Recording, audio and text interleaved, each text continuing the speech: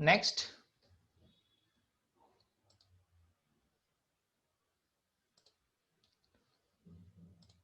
the next topic is von Neumann and Harvard architecture. This is another classification of computer architectures, von Neumann versus Harvard architecture. This classification is mainly based on the memory, how the memory is organized. Take down this, look at this diagram. This is the architecture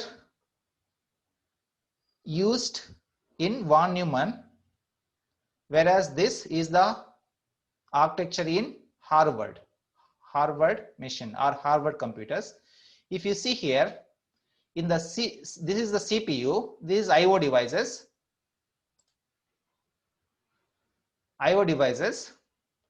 and if you look at the memory, we are having one memory.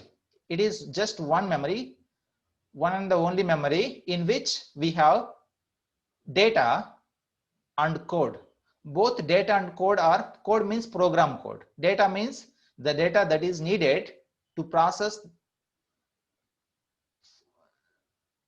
right? Code means the program code, data means generally this data is processed by using this program. Both program and data are stored within the same physical memory. This is one memory. Whereas in Harvard architecture, we have two separated memories. These are physically separated. They are not. These are two physically separated memories. And one memory is used to store the program. Other memory is used to store the data. In Harvard architecture, program and data are stored separately, whereas in von Neumann architecture, both program and data are stored in the same physical memory. If that is the case, now what we do is, see, the CPU can fetch only one, either the program code or data at a time. See, while it is fetching the instruction, it cannot fetch the data. While it is fetching the data, it cannot fetch the next instruction. Fetching both program and data simultaneously is not possible in von Neumann architecture, whereas in Harvard architecture, since program and data are stored in separate memories, and there are two buses also. There is one instruction address bus, instruction bus. Here we have data bus called variable bus. We have two separate buses for two memories. So at a time, you can fetch both program and data. See, while program is being fetched, at the same time, you can fetch the memory also. So it is speeder in this way. So Harvard architecture executes the program faster than its von Neumann counterpart. This is the main difference between Harvard and von Neumann architecture. And the same thing is presented in several slides. Let's read out all these things. There are two types of digital computer architectures that describe the functionality and implementation of computer systems. One is von Neumann architecture that was designed by the renowned physicist and mathematician John von Neumann in the late 1940s. And the other one is Harvard architecture, which was based on the original Harvard Mark I relay-based computer. It is a very early computer when they made computers in the beginning with relays and so on. It is based on that computer, relay-based computer, which employed separate memory systems to store data and instructions. They used separate memories to store program and data. And this we have seen just now. What is von Neumann architecture? The idea behind the von Neumann architecture is the ability to store instructions in the memory along with the data on which the instructions operate. The von Neumann architecture consists of three distinct components. It has CPU and IO devices. CPU is the heart of the computer system, consists of three main components: arithmetic logic unit, control unit, and registers. This we know already. This slide also talks about the fundamentals of the CPU that we have covered already. Next, see, this is the simple block diagram of von Neumann architecture. You can notice there is only one memory unit. This is the input device, this is the output device. It is control unit, ALU, and this whole thing is, this block is CPU. And CPU can access the memory unit. There is only one memory unit. There is one bus here. It has to use that bus for fetching the instructions and also data to process that program. What is Harvard architecture? It is a computer program. It is a computer architecture with physically separate storage and signal pathways for program data and instructions. It has separate buses for those two memories. One is program memory, other one is data memory. It has two separate buses, each for program and data memory. Unlike von Neumann architecture, which employs single bus to both fetch instructions from memory and transfer data from one part of a computer to another, Harvard architecture has separate memory space for data and instructions. Both concepts are similar except the way they access the memories. The idea behind the Harvard architecture is to split memory into two parts, one for data and another for programs. The term was based on original Harvard Mark I relay-based computer, which employed a system that would allow both data and transfers and instructions fetches to be performed at the same time. This is the block diagram of Harvard architecture. This is IOs, input outputs, data memory. This is a separate memory. This is another memory for program memory. It is ALU, it is control unit. This entire thing, this green one and pink one or rose one, these two together is CPU. And see, there is one bus here. This bus is separate, this bus is separate. While you are fetching the instructions from the instruction memory, at the same time you can access the data from the data memory. There is no clash here. And whereas in von Neumann architecture, we have only one memory and only one bus. You can do only either program fetching or data fetching. You cannot do both at the same time. So difference between von Neumann and Harvard architecture. The basics of von Neumann and Harvard architecture. It is the same thing. Memory system of von Neumann and Harvard architecture. Based on memory system, von Neumann architecture has only one bus that is used for both instruction fetch and data transfer, and the operations must be scheduled because they cannot be performed at the same time. The Harvard architecture, on the other hand, has separate memory space for instructions and data, which physically separate signals and storage for code and data memory. The same thing is talked in several slides. Anyway, we just read out and see if we don't understand anything, and we will clarify it. Instructions processing of von Neumann and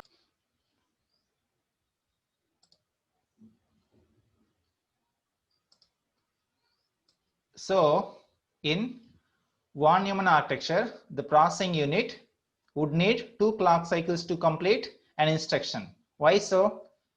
Because in one cycle, it fetches the instruction from the memory because it is having only one memory for storing both program and data.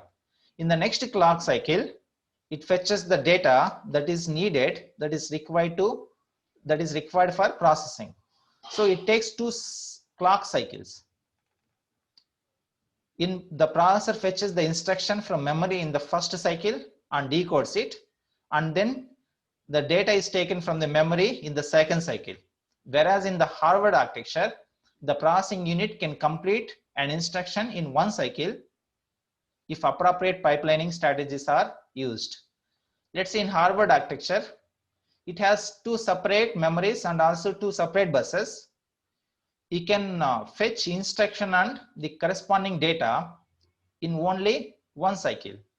So you can complete execution of instruction in one cycle, whereas it takes 2 cycles for the von Neumann architecture, right?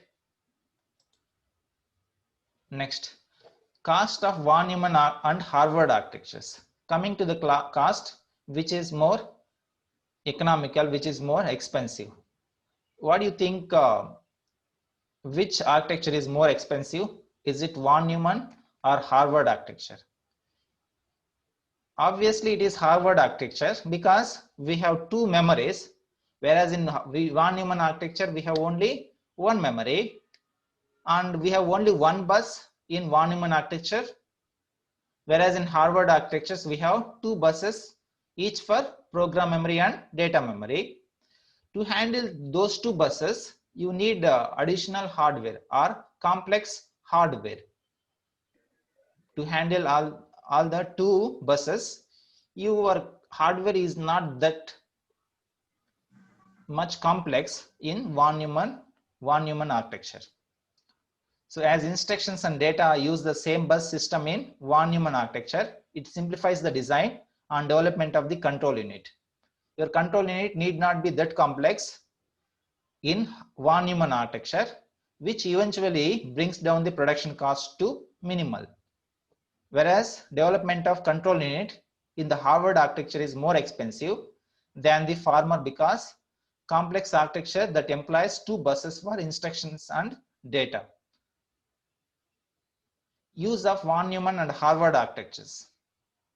Von Neumann architecture is mainly used in every machines that you see, from desktop computers and notebooks to high performance computers and workstations. All the laptops, desktops, all these computers use von Neumann architecture.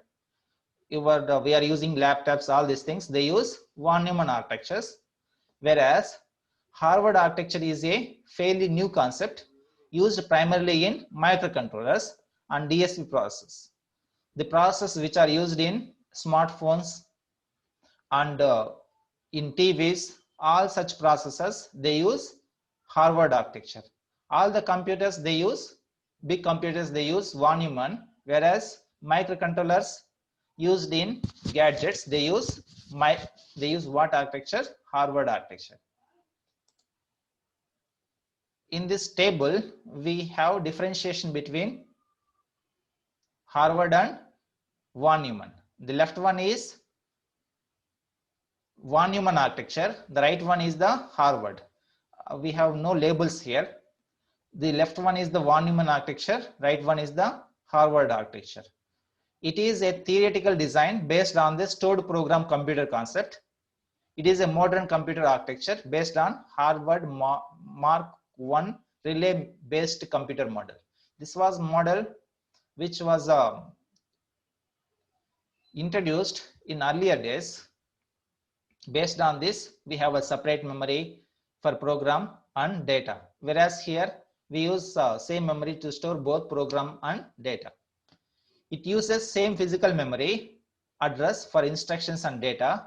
It uses separate memory addresses for instruction and data because these two are stored in different memories, physically separated memories. Processor needs 2 clock cycles to execute an instruction. One clock cycle to fetch the instruction and decode it.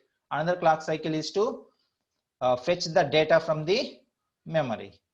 Processor needs 1 cycle to complete an instruction because program is stored in program memory, data is stored in data memory.